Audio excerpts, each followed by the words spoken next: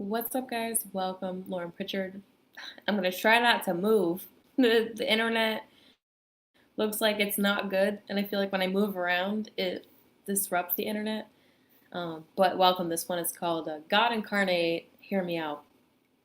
Something interesting happened. Like a lot of things are returning to my memory that I've forgotten for a long time because it was God's will to, you know, just collect souls for his kingdom to, create entryways where there were previously not entryways. We're talking in space. So a lot of things are returning to my memory. And I think that at this moment in time, I just want to profess something to you that a lot of people will not accept. Like the upcoming, I've been saying this, like the upcoming Antichrist is going to be, don't leave, stay with me. Stay with me. The upcoming Antichrist is going to be it's the two in one. Like Jesus Christ was the two in one, but a new Christ is born. The new Christ is born via Immaculate Conception. Some people witnessed this phenomenon back in 2021. They were having dreams, they were having visions, a new Christ was born. That means that there is another Christ that is on the earth with us now, and that is who they call Petrus Romanus, who is prophesied to be the final pope. The final pope is prophesied to be what people are going to call the Antichrist. And the irony is, it's actually, hear me out, it's actually the physical embodiment of Jesus Christ. Hear me out. But there's an ascension that happens, there's a new son that is born, there's a split that occurs, splitting into two different men, okay? There's two different men, perhaps three different men, because Adam and Eve gave us Cain and Abel and Seth. So, and then it is confusing as to who is what.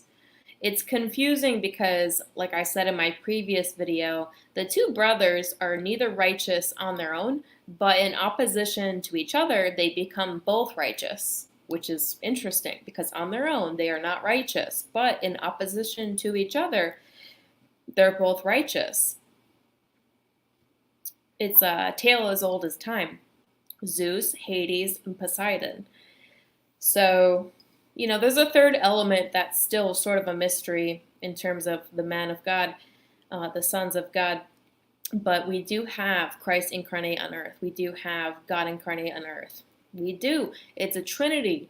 This is another thing with the Trinity. The people that want to say that there is no Holy Trinity, well, God is a relational God. How do you know who you are if you don't know how you relate to other people? Right? How holy is a woman on her own?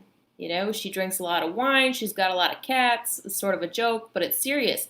How much meaning does that woman's life have if it's just by herself? And if you look at a bachelor, he's just on his own, doing his own thing. How holy is a bachelor without a wife, right? Not very. And then are there offspring? No, there's no offspring because there's an imbalance in men and women. So there is no offspring. So God is a relational God. God is a relational God.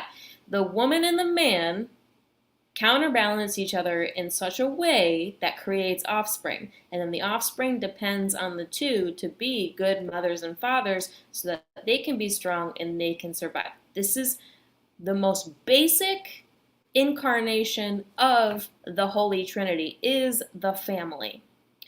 It's a healthy family. Now, in society, you do have God incarnate both man and woman and the brother. Okay, you have them incarnate. Now, I'm going to share with you, and this is interesting because this week I have a client. She's really cool, but I forgot how it came up. How did it come up?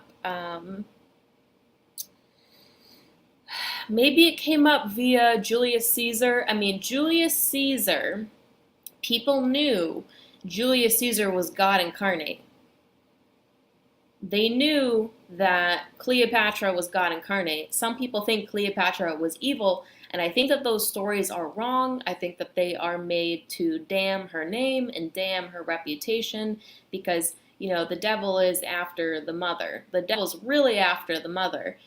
So I don't think that these stories of Cleopatra being evil are actually true, in my opinion. I don't think so. I don't believe that Aphrodite and Ishtar are the same person. I think Ishtar was the whore of Babylon. I think Aphrodite was actually the mother, but she creates a weapon.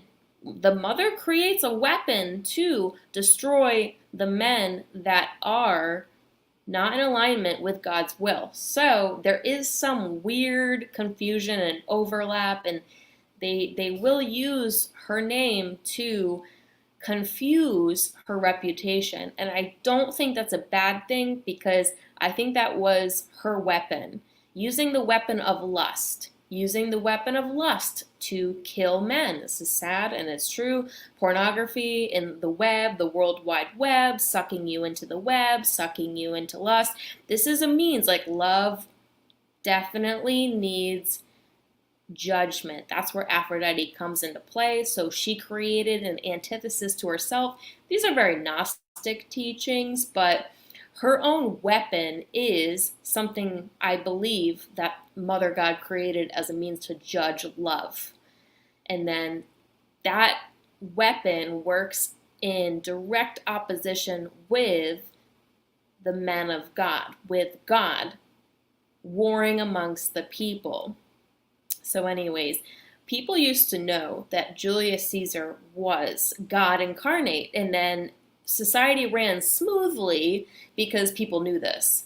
If you go back to the Feast of Aphrodisia, men came together, society ran smoothly under the reign of the mother. This is our culture that we adopt. It is not the culture of today. The culture of today, Mystery Babylon, is obviously the opposite of the will of the mother. So the devil's really after the mother, and then God wants to obviously redeem the mother, redeem her. And the way that looks this time around is going to be in some sort of death that is involving AI, radio waves, metals. There are soft metals that are poisoning people. If they do not vibrate out those metals, then they become sick. They become perhaps essentially zombies. That's how you actually kill the weapon that Aphrodite created. The antithesis to the mother, God is in control of everything. The antithesis to the mother was a weapon that she created, right? This squid-like witch, right? This other woman. She was a weapon that was created that can be destroyed by the people whom created her. So this is why we don't war in the flesh. You're not really warring with people. You're warring with some kind of weapon that God created, and God's in control of everything. But people used to know that Julius Caesar was God, God incarnate. And then Jesus Christ came and people were like, we hate this guy. Who killed Jesus Christ? It was the religious people. So this time around, what if God was one of us? It's like the people are here again, right? But their glory comes through the reinforcement of each other. If you don't recognize your brother as your brother, then the glory is not reinforced. If you don't recognize the woman as the woman, then you're not reinforced. But there is a phenomenon that occurs where the separation is no longer there. Very characteristic of Isis and Osiris. Osiris was split into 12, 13 parts, and Isis had to go out and collect all these broken pieces of Osiris. Nowadays, this is very true to reality. We're trying to collect all these broken pieces. They are broken. They are messed up. They're not holy and righteous and good. But when you put them all together, they become holy, righteous, and good. This is Isis resurrecting Osiris as a means to end the age, to begin a new age, to continue on. The same thing happens again. People are so brainwashed by our culture. It's so terrible. But anyways, it was interesting that this client of mine, and by the way, I don't do drugs. I'm not like hyped up on anything. I'm just really just like streaming from the spirit right now. Um, I'm like, this could sound like some kind of like, I've never done meth and I don't really know any meth heads, but I'm like, some like kind of like meth head rambling, which I suspect sometimes people have like meth head ramblings and you're like, it kind of makes sense, but it doesn't. But what I'm telling you makes perfect sense when you really think about it. If people wanted to think about it, it's like true, it's real. Like I've tried to tell people time and time again, but they just like act like I'm the enemy. But, it's like if you want to believe what I'm saying is true, like if you want to actually think about it, not just believe it, but like if you want to think about what I'm saying is true, then you'll figure it out for yourself, right? Like God gives you the tools to figure it out for yourself. So it's sort of a blessing if you come upon the material and then I'll tell you, and then if you can piece it together, then you have an advantage over society. So we're talking about society, societal collapse, because it's inverted. It's not upright. So, Julius Caesar, I said. So this client, she was like, I forgot how it came up, but she was like, nobody is supposed to claim to be God, right? Isn't that? And then nobody would. This is the thing. Nobody would claim to be God if they really were. Cult leaders do it. If they really were, some people form a cult around Christ-like figures. This is my mission, was to recollect the pieces that were missing, and then I found that there were cults surrounding these missing pieces because their job is to try and not allow for the recollection of the pieces. And so God's glory, God's will be done. There is no fight. There is no kind of, it's not a big deal. It's just like, forget about you. Let's just talk about Jesus. These collecting of pieces. The glory is for God. It was never really a fight. It was just the illusion of a fight. And that is what I'm learning now. It's only the illusion of a fight. There is no fight because God sent me to recollect these missing pieces. And then to, profess like whoever could understand what I'm saying is true, then you have a leg up on society. So what if God was one of us? I was just hearing the song from Joan Osborne, what if God was one of us? Just a stranger on the bus, right? What if no one's calling on his phone, maybe the Pope in Rome? And that's interesting because James Casbolt is actually Petrus Romanus, the final Pope, right? What if God was one of us? And because God is a relational God, we really aren't much without each other, right? There's a missing piece, right? You're doing too much. Separate from each other, we would be just doing too much. The devil, Lucifer would be distracted in his social settings with his social norms. The mother would just be poisoning herself night after night, and then the father would just be doing too much because really the glue that holds us together is love. The glue that holds them together is each other. It is each other. And there's an ascension, there is like a here and now, but then there's also like another layer to it, which is probably confusing to us, but truly, what if God was one of us? James Casbolt is Petrus Romanus, the final pope. So I went on StreamYard to do this because I wanted to show you this man, Haile Selassie. So he was the last known, and there are photographs of the man. So people knew the Romanovs were the divine family. People did know that, and that's why they're so against them, but it doesn't matter because God's will be done. But there was another man incarnate at the same time. It was Haile Selassie, and people knew that this dude was part of the Holy Trinity. Perhaps part of the unholy Trinity, but belongs to the Holy Trinity. I don't know if he stays with the Holy Trinity. I don't know like what his fate is. This is why we're not completely at the end, because maybe we are, maybe we are. But we believe that he actually belongs to the Holy Trinity, but we're not sure. So let me share this video. This was the last known man who people revered as God after Julius Caesar. People knew Julius Caesar was God. People might have suspected and praised the Romanovs as being the divine family, but at the same time, there were a lot of people that were like, no, and also we want to kill them, be our guests, we're just going to rise up fiercer and better than before. This is the end times, this is the end of it all, this is the end. But at the same time, this man, Haile Selassie, they revered him as God. Look at this guy. This was the reemergence, I'm going to share it with you. This was the reemergence of Muhammad. Look at this guy. This was Muhammad. And then you'll see a lot of images with him with the Queen Elizabeth, who is not a good is a squid witch, but she's a creature. And I mean no disrespect, but she's a creature of some kind. That was not the Divine Mother.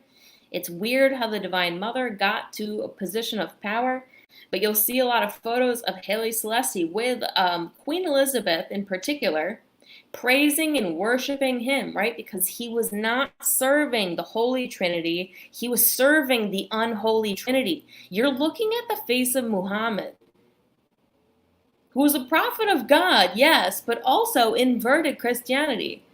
I'm telling you, two brothers are not righteous on their own, but in opposition to each other, they become righteous, and people worship them as righteous. But without each other, they're actually virtually nothing. Without each other, they are actually virtually nothing and nobody, you know? Without each other, we are nothing and we are nobody, right? One with one is virtually nothing and nobody. There's a lot of warfare. You really need the support of the other component in order to defeat your common enemy. We really need, the Trinity really involves three situations, and they appear time and time again, over and over again. It's the same exact reappearance, but the division of us, it causes a power vacuum that allows people like Queen Elizabeth to exist. It allows, the culture of the Whore of Babylon, Mystery Babylon, right? So we're recollecting the pieces and putting them back together as a means to finally defeat Babylon and her culture. It's weird that I'm not lying. I'm taking screenshots. I'm collecting receipts. When I open my Instagram lately, there is pornographic material coming up on my Instagram, and I keep reporting it. And it keeps coming back saying this is not against community standards. And that's weird because it's clearly pornographic material. It might not be intercourse, but it is clearly pornographic material of a single woman. And I keep reporting it, and it keeps coming back as like, this is not against community standards, but this is the culture of Mystery Babylon, right? She's removed. She's removed in a way that is going to be very confusing to the general public because it's all using AI, it's all using weaponized biological warfare. If people are so steeped in the culture of Mystery Babylon, they will find themselves just without their wits, going crazy, creating civil war at the worst. In Jeremiah, it says their tongues and their eyes are going to rot out of their sockets. So we don't really have, there's no real war here. But anyways, all this being said, James Casbolt is the reappearance of the Godhead. He is the Julius Caesar figure. He is the final Pope, Petrus Romanus, that is to become the Antichrist. Now, the physical embodiment of Jesus, he's split into two, giving us two men. We're looking at Apollyon, right? We're looking at Apollyon, the destroyer. And some people think destroying is demonic, but some people also believe that it is necessary, right? So it's still very biased. On the other hand, the other brother is like, hear no evil, see no evil, speak no evil. He's a dumbass, but he allows a lot of mercy. So we got two men, one for mercy and one for destruction. You're gonna see a beautiful harmony of the two. And that is something to be grateful for. At this moment in time, as one situation expires, that of mercy, mercy expires, you're going to see wrath, right? You're going to see Apollyon. And that is who James Casbolt is, the final pope. That's who people are going to say is the Antichrist. He is going to be the Antichrist. But the irony is, this is just an act of nature. This is going to be righteous and good. And that's just the way it is. A new Christ was born, comes back in people say 7 years, right? For that full and final balance, right? There's a war for people say 7 years, and then there is a full and final balance, and that is Jesus Christ. Right? I'm itching my nose because it itches. I'm not trying to give any Illuminati signals. It's just me and myself, and I'm not. My hands are here. I don't belong to any deep state. I'm not trying to confuse you or distract you. Like, my nose just itched. That's all. What's up? Doozy, don't you date a Turk and hate your own kind? What do you mean? I love the Turk. I love the Turk. There's no reason not to. Yeah, it's James Casbolt. Just another man penetrating the mind of a fatherless woman. Fatherless? I'm not fatherless. I've got God the Father. I got my physical father. Got what I need. If I need money, I got it. I'm taken care of. And that wasn't always the case, That wasn't always the case. There was a time where I had absolutely nothing, and it was funny because when I met the Turk, I met him years ago, and I was like, this man is like the reason why the shit I'm experiencing, like the archetype of the Turk. I was like, dude, I hated him as soon as I met him. I was like, I love this guy. I also hate this guy because his archetype was the reason why I was experiencing the battles I was experiencing. It was homelessness. It was desolation. Everywhere I turned, people were trying to lock me up. They're still trying to find reasons to lock me up. And they just turn a blind eye, right? But they're also, at the same time, they're also the key to my physical salvation. My father included. He's a good man. But for a moment at a time, he was dealing with his own stuff. And it was like I was on my own. But that's only the way God would have it, right?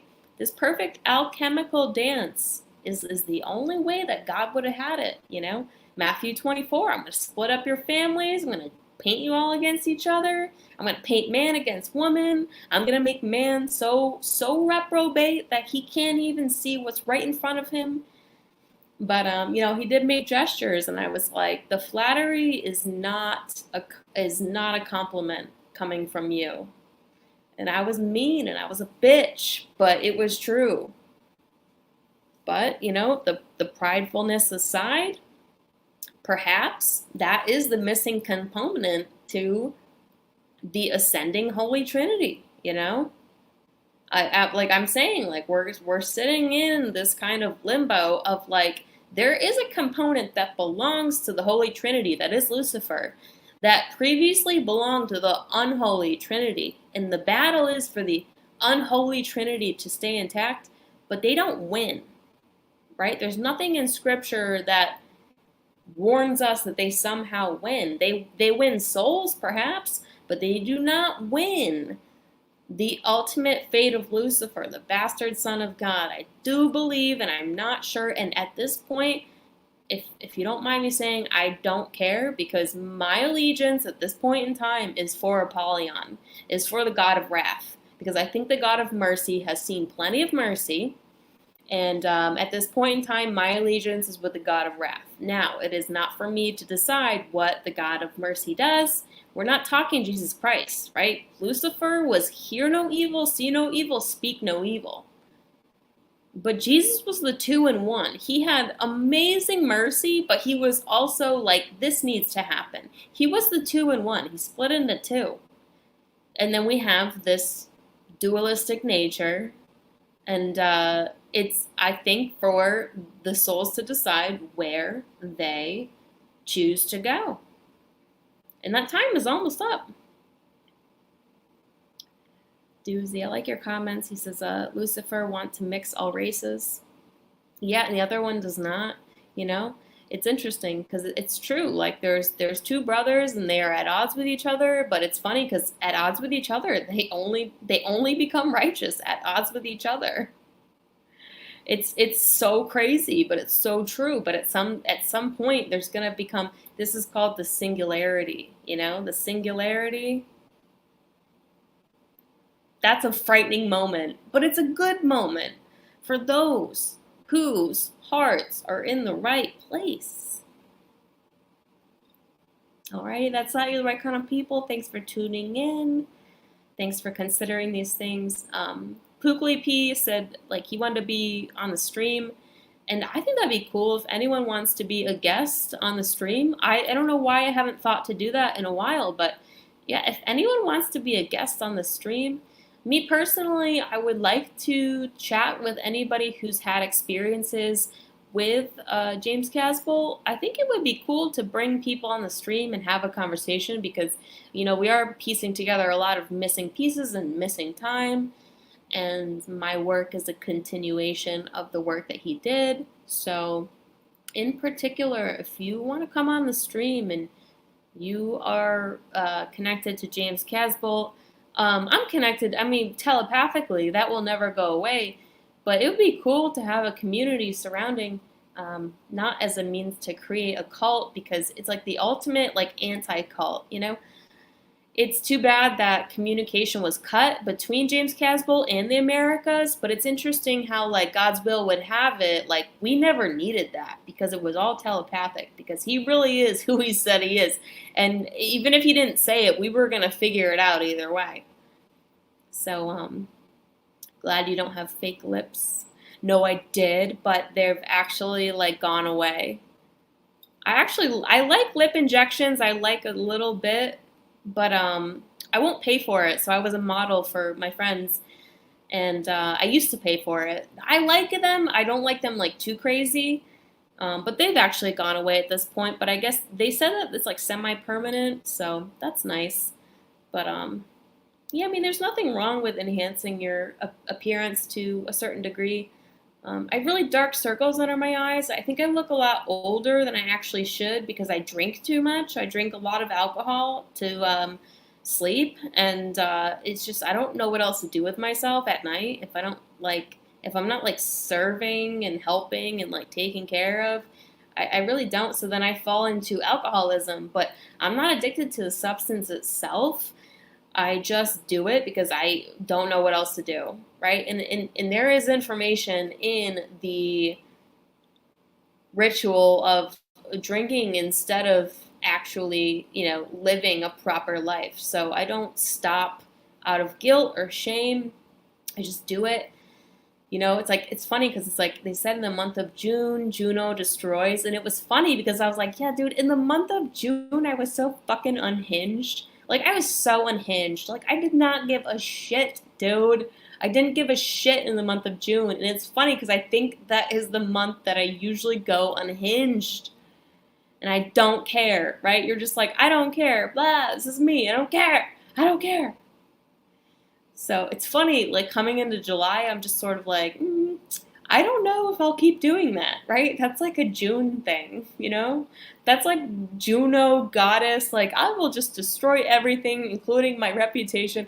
And then it's funny because the culture on social media right now is just like people going unhinged. Like unhinged is the new normal. Like if you're not unhinged, what kind of drug are you doing that keeps you so docile? Like unhinged is the new normal. And I think I started that, if you don't mind me saying. The micro and the macro, if you don't mind me saying. Alrighty. Well, that's that. Well, yeah, I've been replacing a bad habit. Yeah, I've been on this journey with God like for many years because it started happening over COVID. And I went to AA and I stopped drinking because I was like, I'm drinking like every night. So I went to AA and I stopped drinking and I was like, shit, this is also a cult. And then life sucks worse not drinking. Like, it's not better. So it was like, alcohol is not the problem, it's the solution. For someone like me, not to be an enabler, some people really do have addictive personalities. I don't. Some nights I don't drink and I don't smoke cigarettes, and it's weird. Like, it just doesn't even exist to me. I don't even think about it. It's not the substance itself, but I was led on this journey, and my conclusion was it's the absence of oxytocin, which is the love hormone. I require love, right? As a human being, we require love. We are not supposed to be as isolated as we are. And, we won't always be as isolated as we are. This ritual will not be the ritual for the rest of my life, because we're not meant to be as isolated as we are. So in response to the isolation comes the behaviors of alcoholism, right? So it's not, and this is like the greatest lie from the devil. It's to give you hell and then also condemn you for medicating your hell. Right? Jesus and God don't condemn us the way the voice in the head about condemning. Unless, it's a nudge, it's a positive reinforcement from God because there is a calling on your life that requires you to be sober, that's different. But if the calling on your life is being fulfilled, and then also there's a ritualistic behavioral pattern with alcoholism, the condemning on your life, it's like, you need to pray to God, right? You need to have a conversation with God, not to listen to. God doesn't condemn us. And this is really interesting with people who think that they're channeling God, and they're actually channeling an entity that wants to condemn them. So there's a response to substance abuse, or even like being addicted to social media, being addicted to food, being addicted to whatever it is. The addiction is occurring because there's a lack of probably oxytocin, the love hormone. Sign up for a gym? Yes, I did. I actually do go to the gym now. I did sign up for a gym. So it's all about balance and moderation for the time being.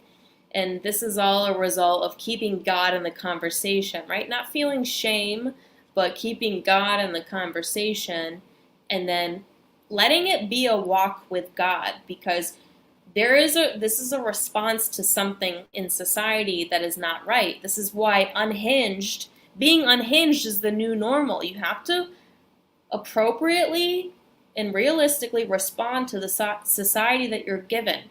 Don't let society give you hell and then just sit and think it's somehow your problem. Go unhinged.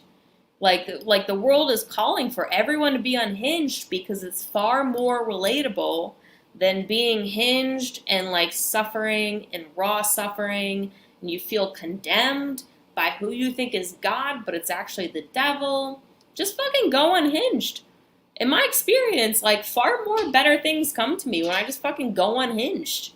If I create an accurate representation of society, if I create an accurate mirror to society, then God's will be done. People see it. He works things out. Things start getting better, and we ebb and we flow. So cool, Doozy. Thanks for commenting. It was nice to have you. Thanks all for joining in the chat. Have a beautiful night. I'll talk to you again really soon.